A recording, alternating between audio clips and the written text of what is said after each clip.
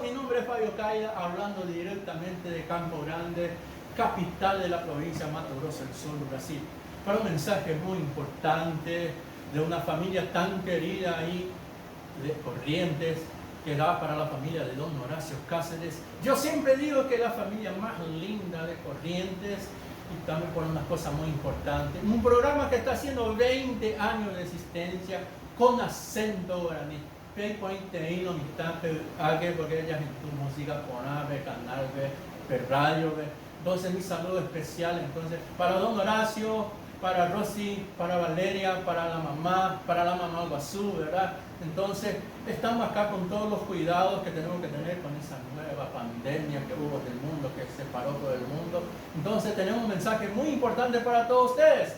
Quédate en casa, ¡Espectáculo!